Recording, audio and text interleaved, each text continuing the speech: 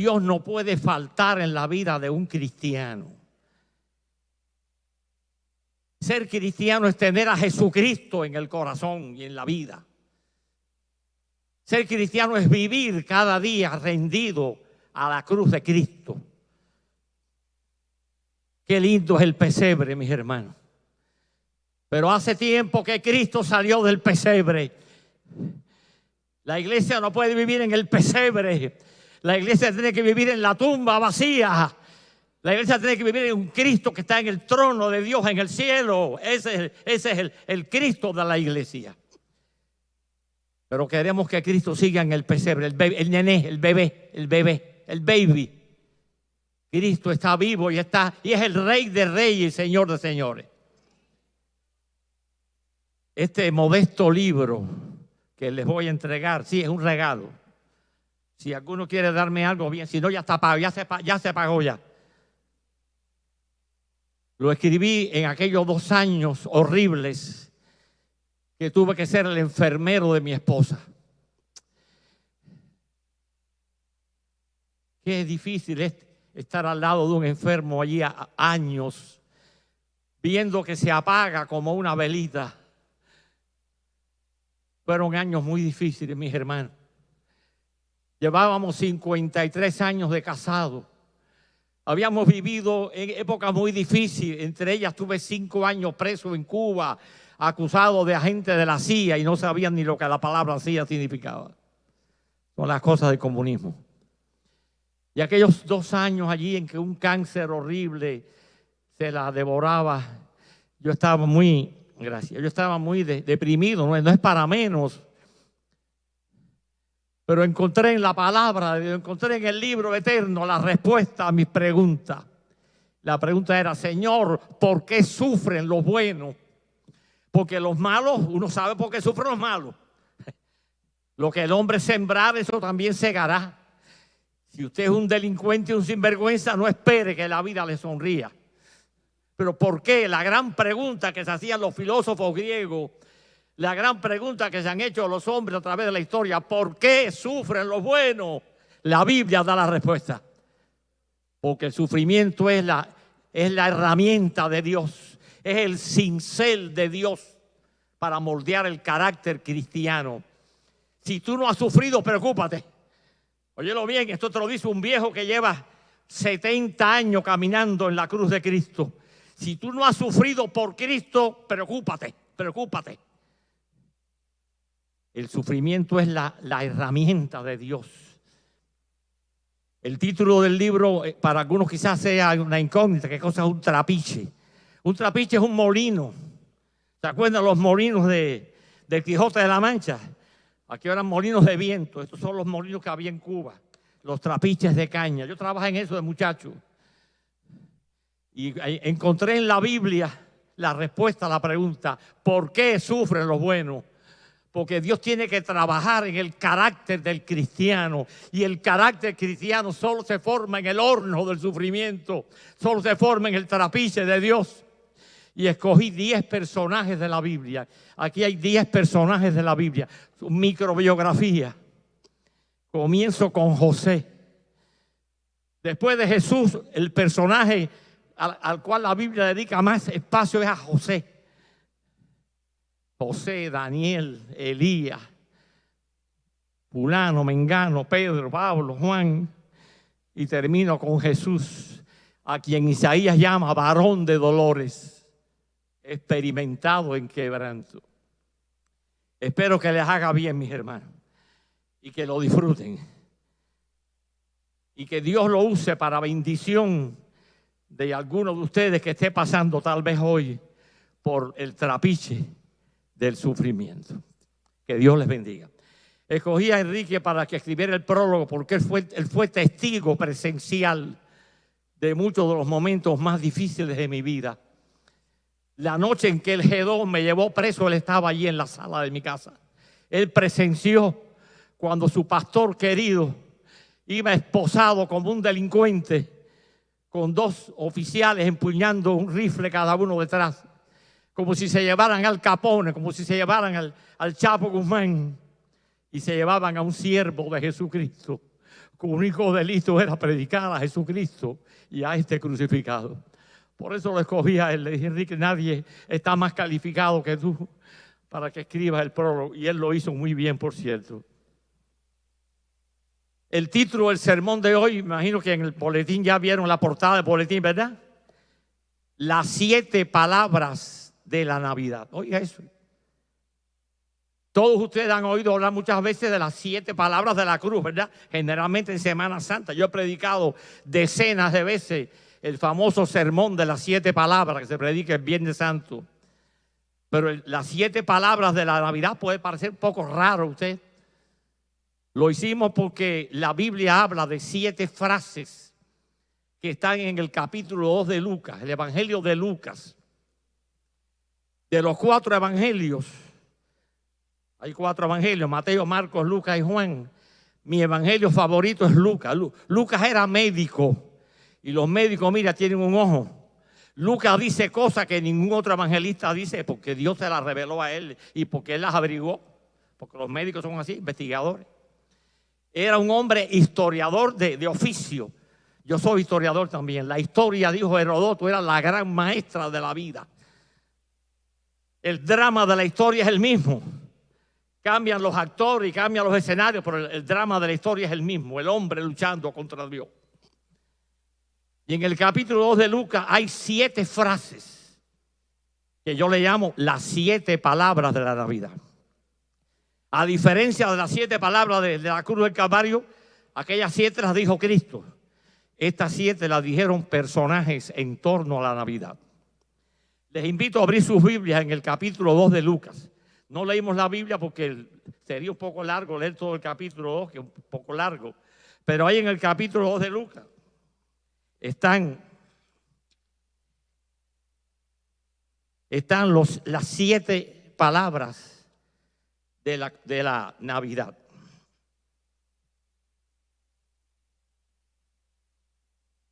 La primera palabra la encontramos, y quiero que la anoten ahí, porque me parece que esto es algo nuevo para ustedes. Anoten ahí un papelito ahí. La primera palabra la encontramos en el capítulo, en el versículo 1, el versículo 10. Es el canto de los ángeles. Pero el ángel le dijo, no temáis, porque aquí hoy os doy nuevas de gran gozo, que será para todo el pueblo. Esa es la primera palabra, nuevas de gran gozo. El cristianismo es gozo, el cristianismo es felicidad. No hay verdadera felicidad sin Cristo, mis hermanos. Que el mundo sepa que solo en Cristo sé feliz. Solo en Cristo hay gozo. Gozo verdadero. Hay 2 palabras que se parecen. Gozo y alegría son diferentes. La alegría es externa, el gozo es interno. La alegría es transitoria, el gozo es eterno. La alegría está sujeta al tiempo y al espacio, el gozo no, el gozo es eterno, permanente. Pablo estaba en una cárcel y escribe a los hermanos de Filipo y les dice, gozaos en el Señor. Otra vez os digo que os gocéis. El gozo no viene del dinero. El gozo no viene del sexo. El gozo no viene del alcohol. El gozo viene de Dios. En estos días prediqué sobre el eunuco etíope, ¿se acuerdan? Ahí en el libro de Hechos de los Apóstoles, capítulo 8, dice que venía un hombre, un negro, por cierto, un hombre de raza negra, porque la Biblia no tiene barreras raciales. Para Dios lo mismo es un blanco que un negro, que un amarillo, que un rojo. Dice que ese hombre venía por el desierto, venía leyendo el profeta Isaías, pero no lo entendía. Mucha gente no entiende la Biblia.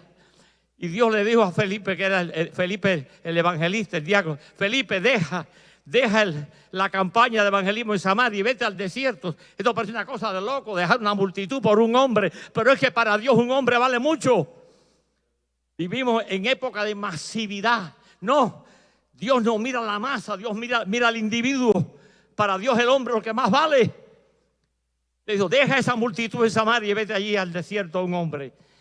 Y dice que el hombre venía leyendo Isaías 53, no entendía ni papa, como mucha gente le pasa. Y Felipe se le acercó y le explicó. Y el hombre se bautizó y dice, si usted recuerda, pues dice, y después que Felipe lo bautizó, ¿recuerdan cómo termina el pasaje? Dice, y el eunuco siguió su camino. ¿Cómo? ¿Se acuerdan cómo dice? ¿Cómo? Gozoso, gozoso, gozoso. En Cristo hay gozo. El verdadero gozo viene de Dios. El verdadero gozo viene de una vida de comunión con Dios. Vivimos una sociedad que se ha olvidado de Dios. Esta nación fue fundada por cristianos. Los peregrinos del Mayflower eran cristianos. Pero América se ha olvidado de Dios. Por eso estamos como estamos. Necesitamos volver a Dios. Come back to Dios. Regresar al niño de Belén. Regresar al hombre del Calvario. Cristo da gozo, mis hermanos. El gozo cristiano que no hay quien me lo arranque. El gozo cristiano con que esté en una cama, tengo gozo. Ustedes oyeron a esta hermana que falleció, como estaba gozosa hasta el último día. Ese es el sello del cristiano. Que en medio de la tormenta, de la dificultad, de la muerte, de la enfermedad, hay gozo. En Cristo hay gozo. En Cristo hay esperanza. Primera palabra. Nuevas de gran gozo. Esa es la nueva que el mundo tiene que oír. Tenemos un mundo, mis hermanos, que agoniza. Un mundo que muere. Un mundo perdido. Un mundo sin esperanza. Un mundo que se hunde. Cristo es la única esperanza, mis hermanos. Y la iglesia lo sabe.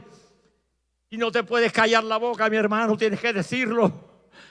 Cristo da gozo, el gozo de la salvación, el gozo de estar en paz con Dios, el gozo de la victoria. En Cristo Jesús somos más que vencedores, dice el apóstol Pablo. Primera palabra, nuevas de gran gozo. El cristianismo es gozo. La segunda palabra la encontramos en el versículo 11. La primera palabra la dijeron los ángeles. Esta también se dice, que os ha nacido hoy en la ciudad de David un Salvador, que es Cristo el Señor. Esa es la segunda palabra, ha nacido un Salvador. Eso es lo que el mundo necesita, un Salvador. El mundo no necesita un dictador. Todos los días surge un nuevo dictador. En estos días el presidente Biden convocó, no sé si vieron la noticia, convocó a una cumbre mundial para salvar la democracia, así se llama. Porque la democracia está siendo una especie en extinción. Cada día son más los regímenes totalitarios en el mundo. Cada día son más los dictadores de derecha o de izquierda. Pero mis hermanos, lo que el mundo necesita no es un político. Lo que el mundo necesita no es un dictador. Lo que el mundo necesita es un Salvador. Y ese Salvador es Jesucristo. Un mundo que se hunde, mis hermanos. Hace unos años hice el viaje más largo de la historia que he hecho. Tuve 24 horas en un avión. Nueva York, Estocolmo, África. 12 horas y 12 horas, 24 horas de viaje. Aquello fue horrible. Y recuerdo que en el viaje de Nueva York, Estocolmo, cuando el avión pasaba por el lugar donde se hundió el Titanic, el famoso Titanic, ¿se acuerdan? El barco más famoso de la historia, después del Arca de Noé. Cuando pasábamos allí por frente a la península del Labrador, que fue donde se hundió, en la pantalla del avión apareció. Aquí se hundió el 15 de abril de 1912 el famoso barco Titanic. Orgullo de la industria naviera británica. El mundo es un Titanic que se hunde, mis hermanos. Le entra agua por todas partes a este mundo. No hay un país tranquilo, no hay uno. Vivimos una sociedad que es una suciedad. Vivimos, hermanos, en un mundo horrible. Hace 2 o 3 años estaba en España, estaba en Barcelona visitando una señora. El marido era un viejito de la iglesia allí, no pudo ir y fuimos a visitarlo. Y ella fue por muchos años enfermera obstetra, de las que ayudan a dar a luz a las mujeres. Muy simpática la española. Dice ella: pastor, ¿usted puede creer que un día le digo yo al médico, doctor, usted se ha fijado que los niños cuando nacen lo primero que hacen es llorar? Dice que el médico le dijo: hija, no es para menos. Oye, están entrando en un mundo horrible que le mete miedo a cualquiera. Y es verdad, mis hermanos, un mundo horrible, horrible. Este es un mundo literalmente horrible. No hay un país, este país está en guerra. Este país, aquí hay una guerra, si usted no lo sabe. ¿Dónde será el tiroteo de hoy? Nos enteraremos aquí un rato. ¿Dónde será el de hoy? Un mundo, hermano, que huele a muerto. Este mundo huele a muerto. Los titulares de periódicos son, bueno, ayer fueron 70 y pico muertos por los tornados allá, pero antier fueron 50 muertos en México por un carro que se viró, y el otro día y el otro. Todos los días. Es un mundo que huele a muerto. Crímenes, violencia, feminicidio, genocidio, infanticidio. Pero para un mundo que huele a muerto, Cristo es la única esperanza. El Salvador. La segunda palabra: os ha nacido un Salvador. Y ese Salvador es Jesucristo, mis hermanos. Se han levantado a través de la historia hombres que han querido aparentar que son la solución del mundo. Los dictadores, los hombres fuertes en muchos países. Pero el mundo nos ha enseñado que solo Cristo salva, que solo Cristo trae gozo, que solo Cristo trae vida nueva, que solo Cristo trae felicidad. Os ha nacido un Salvador. Segunda palabra. Tercera palabra, la encontramos en el mismo capítulo 2, pero en el versículo 13, 14. Gloria a Dios en las alturas y en la tierra paz. Buena voluntad para con los hombres. Paz. Pero la paloma de la paz no tiene dónde posarse. Yo estaba sacando la cuenta ayer. En este momento hay más de 20 guerras en el mundo. 20, no una, 20. Y las noticias que tengo es que en cualquier momento, Rusia invade a Ucrania. En cualquier momento, salió ayer por el noticiero, hay 150,000 soldados rusos en la frontera con Ucrania. El presidente Biden le paró la jaca, pero este tipo no le hace caso a nadie. Y en cualquier momento suena el bombazo en Ucrania. Y en cualquier momento China invade a Taiwán. Ya están mandando aviones de reconocimiento. China no se conforma con perder a Taiwán hace 50 años. Quieren recuperarlo. Y sigue la guerra. Y hay una guerra en México. Han muerto más de 100,000 mexicanos en los 3 años que lleva el presidente AMLO allí. Más de 100,000 en las calles. Los cárteles de la droga son los que mandan. Hay Estado de México que no hay gobierno. En Haití es igual. Ustedes vieron los 17 misioneros que están presos porque en Haití no hay gobierno. Allí mandan las mafias. Y aquí estamos parecidos en Nueva York, en Chicago, son las mafias las que mandan. Paz, no hay paz. El mundo necesita paz. Cristo es el único que trae paz. Jesús lo dijo: mi paz os dejo, mi paz os doy. Yo no os la doy como el mundo la da. No se turbe nuestro corazón ni tenga miedo. Cristo es la paz. Él es la única esperanza. El mundo se hunde sin Cristo, iglesia.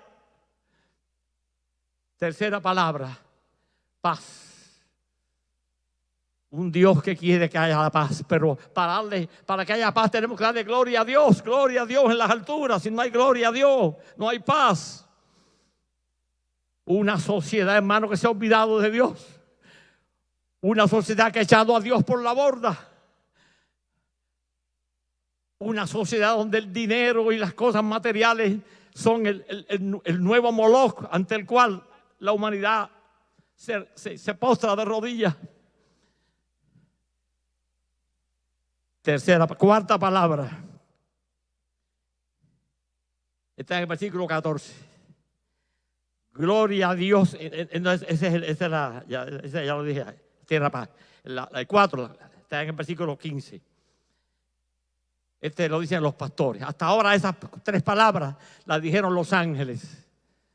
Los ángeles. Ahora hablan los pastores. La gente más humilde. ¿Sabe usted que los pastores eran los parias de aquella época?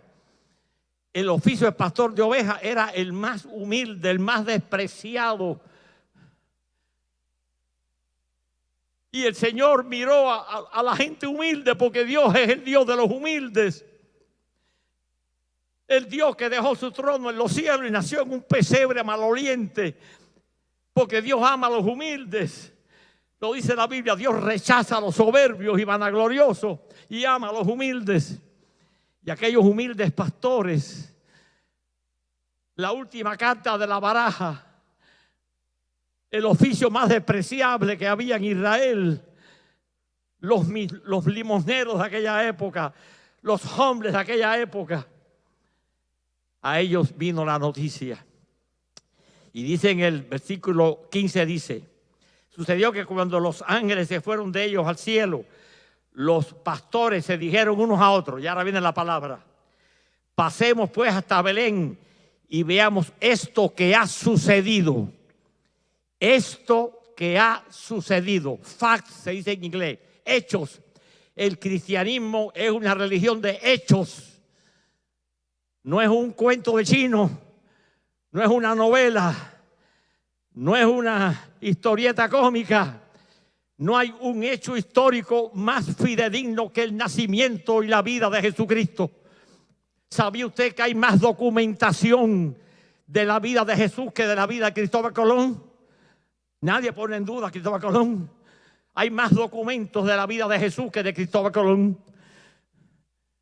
Hechos, veamos esto que ha sucedido. El nacimiento de Jesús fue el suceso más extraordinario de la historia. Tan extraordinario que partió en dos la historia. Y hoy hay que contar en antes de Cristo y después de Cristo. Dime de quién se puede decir lo mismo. El Hijo de Dios, que dejó su trono en el cielo y nació en un humilde pesebre. No nació en el palacio de Herodes, ni nació en el templo de Jerusalén. Allí en un humilde pesebre, maloliente. Yo trabajé estando preso, ordeñando vacas allá en Pinar del Río, y sé lo que es un pesebre maloliente. Hechos, veamos los hechos. El cristianismo es hechos. Nadie que tenga dos dedos de frente puede negar la existencia del Jesucristo histórico. Hay más documentos del nacimiento de Cristo que de algunos personajes de la historia. Cristo nació. Dios entró en la historia. Pablo dice en Gálatas 4:4, dice: y llegado el cumplimiento del tiempo, Dios mandó a su Hijo, nacido de mujer. Cristo entra en la historia. La historia sin Cristo, hermano, es un jeroglífico que nadie entiende. Cristo le da sentido a la historia. Cristo es el personaje central de la historia. Hechos. Pasemos hasta Belén y veamos esto que ha sucedido. El nacimiento de Jesús es un suceso histórico. Cuando Lucas comienza el libro de Hechos de los Apóstoles escribiendo a un fulano, ahí le dice: mi querido amigo fulano, te escribo acerca de las cosas que entre nosotros han sido ciertísimas, dice Lucas. Lo dice con la autoridad de un médico investigador, un médico que sabía lo que estaba diciendo, que estudió, que averiguó, que investigó. Cristo es el personaje central de la historia. El mundo sin Cristo no tiene sentido, hermano. Hechos, nuestra fe está puesta en hechos, no en palabras, no en ideas, no en cuentos, no en historietas, no en leyendas. Hechos. La quinta palabra, hermano, la encontramos en el capítulo 2, en el versículo 30. Y ahora el que habla es un anciano. Ya yo soy un anciano. Ya yo he vivido. Tenía 12 años cuando conocí a Jesucristo y tengo 83. Por 70 años he caminado de la mano de Jesús, de mi amigo Jesús. He sufrido con Jesús y he vencido con Jesús porque Él es el vencedor. En Cristo Jesús somos más que vencedores. Un anciano llamado Simeón. José y María llevan al niño allí al templo a los 8 días para circuncidar al niño. Y se encuentra con un anciano llamado Simeón. Ya que el hombre dice que vio al niño, lo tomó en su brazo y dijo: porque han visto mis ojos tu salvación. Jesucristo es salvación. El mundo sin Cristo está perdido, mi hermano. Óyelo bien. Tu familia sin Cristo está perdida. Tú, si no tienes a Cristo, estás perdido. Han visto mis ojos tu salvación. Y yo puedo decir con estos ojos que he visto miles de hombres y mujeres salvados. Porque la sangre de Cristo tiene poder, mis hermanos, para limpiar todo tipo de pecado. No hay pecado por sucio que sea que el detergente de la sangre de Cristo no lo pueda limpiar. Lo dice el libro hebreo: sin derramamiento de sangre no hay remisión de pecado. La cruz de Cristo es el símbolo de nuestra salvación. Tenemos que dejar el pesebre y venir a la cruz. No podemos quedarnos en el pesebre, mis hermanos. El pesebre no salva, el que salva es la cruz del Calvario. Por eso Pablo decía a los corintios: no me he propuesto otra cosa entre vosotros que predicar a Jesucristo y a este crucificado. La cruz, símbolo de victoria. La cruz no fue la derrota de Cristo, ese es el error. El mundo ha creído eso, pero no es verdad. Al contrario, en la cruz Cristo le pisó la cabeza a la serpiente. Aquella promesa de Génesis 3:15, ¿se acuerdan? Cuando Dios le dice a la serpiente: pondré enemistad entre tu simiente y la simiente de la mujer. Tú le herirás en el calcañar, pero ella te va a pisar la cabeza. Y en la cruz del Calvario Cristo le pisó la cabeza a la serpiente. No hay salvación sin cruz. El diablo hubiera querido que Cristo se bajara de la cruz. Uno de los libros que más me ha impactado desde que era un muchacho se llamaba El triunfo del crucificado. Nunca lo olvidaré. Y esta obra de Cristo, hermanos, no se puede hacer sin la cruz. Esta es una obra de lágrimas y de sangre. Porque la victoria no se puede obtener sin batalla. No hay corona sin cruz, mis hermanos. Han visto mis ojos tu salvación. Yo he visto a muchos pecadores. Nunca olvidaré a aquella mujer de la raza negra que en mi último pastorado en la banda era una prostituta. Ella me lo dijo, me contó su historia. Me invitó a ir a su casa con mi esposa para contarme su historia. Ella vivía vendiendo su cuerpo en las calles de La Habana. Pero una cristiana que pasó frente a su casa, que la conocía en Cuba, todo el mundo se conocía, la invitó a la iglesia y la llevó. Y esa noche la palabra de Dios entró en su corazón y aquella mujer fue salva. Y recuerdo cuando ella contaba ante la iglesia su testimonio, porque la sangre de Cristo tiene poder, mis hermanos. ¿Se acuerdan aquel himno que dice: hay poder, poder, sin igual poder en Jesús, quien murió? Hay poder, poder, sin igual poder en la sangre que Él vertió. Sí, dice Simeón, han visto mis ojos tu salvación. Yo también he visto con estos ojos muchos hombres y mujeres. Desde que Enrique los conoció, allá en mi primer pastorado, él fue testigo de vidas sucias que la sangre de Cristo los limpió. Y puedo decir que en todos mis pastorados tuve la oportunidad de bautizar hombres que habían sido criminales, habían sido homosexuales, habían sido adúlteros, pero la sangre de Cristo los limpió, porque hay poder en la sangre de Cristo, mis hermanos. Simeón lo dice: han visto mis ojos tu salvación. Esa es la quinta palabra. La sexta palabra está también dicha. Las otras tres las dice también el mismo anciano Simeón. Y en el versículo 34 está la sexta palabra. Y los bendijo Simeón y dijo a su madre María: he aquí, este será puesto para caída y para el levantamiento de muchos en Israel, porque para señal que será contradicha. Levantamiento y caída de muchos. Cristo levanta al caído. Muchos de ustedes eran hombres y mujeres caídos. Muchos de ustedes eran hombres perdidos.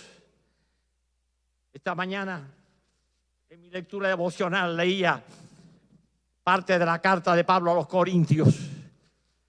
Y allí en el capítulo 3 o 4 de Corintios, Pablo da una lista de lo que habían sido ellos. Ustedes fueron esto y esto y esto y esto, pero Cristo los limpió.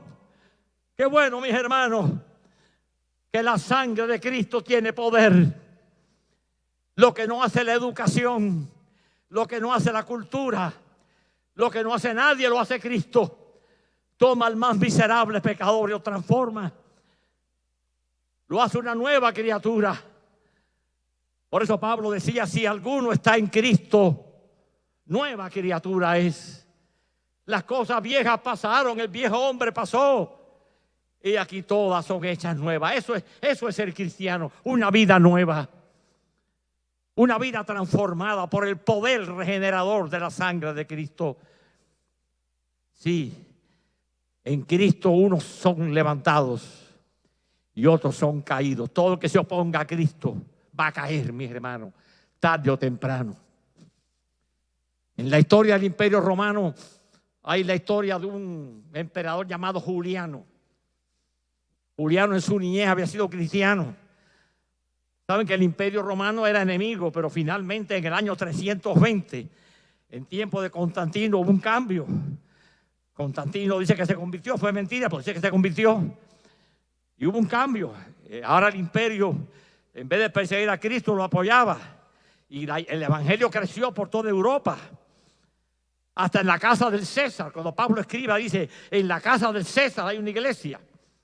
Y este Juliano se había criado en la fe cristiana. Pero cuando se hizo emperador se olvidó de Cristo. Negó a Cristo, persiguió a los cristianos. Pero tuvo una batalla contra los bárbaros. Los romanos llamaban bárbaros a los pueblos vecinos de Germania. Y en esa batalla un flechazo le partió el corazón. Y dicen los historiadores, no sé hasta dónde será verdad o mentira, que cuando caía dijo: venciste, Galileo. Todo el que se oponga a Cristo va a perecer, mis hermanos. Y ahí está la historia. Hace unos años mi hijo Jonathan, con el que vivo, visitó Italia. Yo vivía en Cuba, él había viajado a Italia, rumbo a Alemania, iba a participar en un programa misionero de 2 años en un barco llamado Logos. Y estando de paso por Italia, llegó a Roma. Sabe que a mí me gusta la historia. Y tiró una foto del Coliseo romano para que yo viera el viejo cascarón que queda allí. Cuando yo lo recibí, dije: gloria a Dios. Ya el imperio romano pasó, pero Jesucristo sigue. Y lo que queda del Coliseo romano es un viejo cascarón para que los turistas se retraten. Allí se derramó la sangre de miles de hombres y mujeres fieles a Cristo, mis hermanos. Los emperadores pasaron, pero Cristo permanece. Levantamiento de unos y caída de otros. Pero la séptima palabra no la puedo dejar de mencionar. Está en el versículo 35. Y esta palabra última conecta con las 7 palabras de la cruz. La muerte de Cristo no fue un accidente. Cristo no fue un mártir involuntario. Cristo nació para morir. El Hijo del Hombre vino a este mundo con la misión de morir en la cruz del Calvario. Y aquí está profetizado ya. Y aquí Simeón le dice a María, y una espada traspasará tu misma alma, para que sean revelados los pensamientos de muchos. Una espada, mis hermanos. Cuando Cristo estaba en la cruz, una espada, una lanza del soldado romano traspasó su costado y se derramó sangre, porque Cristo nació para morir. Porque el pesebre sin la cruz del Calvario no sirve. No hay salvación sin la cruz del Calvario. El pesebre no salva a nadie. El Cristo del pesebre no salva. El Cristo que salva es el Cristo del Calvario. Y más todavía el Cristo de la tumba vacía. Sí, mis hermanos, la Navidad es linda, ¿cómo no? Los arbolitos, los pesebres, qué linda es la Navidad. Pero no te quedes con el pesebre. Mira al Calvario y deja que la sangre de Cristo limpie tus pecados, si no lo has hecho todavía. Hoy es día de salvación, mis hermanos. No sé si aquí habrá alguna persona que todavía no haya hecho la paz con Jesucristo.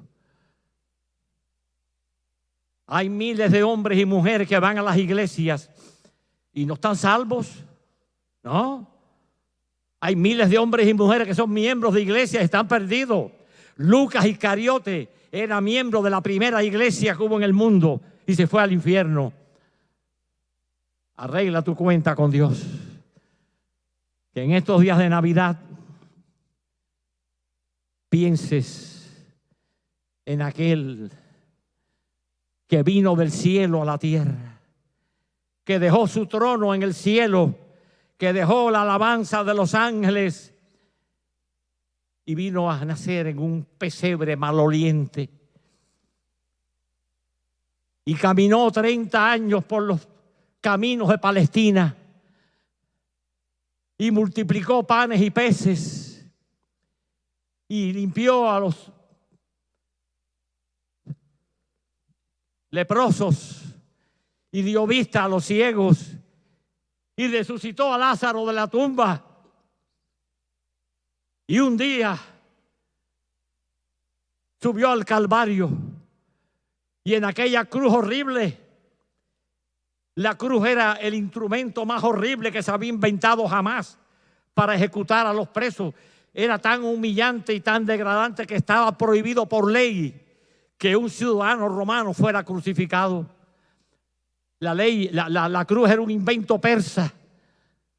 Era una muerte horrible, dicen los historiadores. Aquí en el libro yo describo lo que era la muerte de cruz. Y allí en Filipenses Pablo dice que Jesucristo se despojó a sí mismo, dejando su trono en los cielos, y se hizo hombre y vino a tomar la muerte y muerte de cruz. Pero qué bueno que no se quedó en la cruz. La cruz no pudo vencerlo. Y ante los ojos asombrados de los soldados romanos, la piedra fue quitada y el canto de los ángeles: ¿por qué buscáis entre los muertos al que vive? No está aquí, ha resucitado, mis hermanos. Y ese fue el grito de victoria de la iglesia cristiana.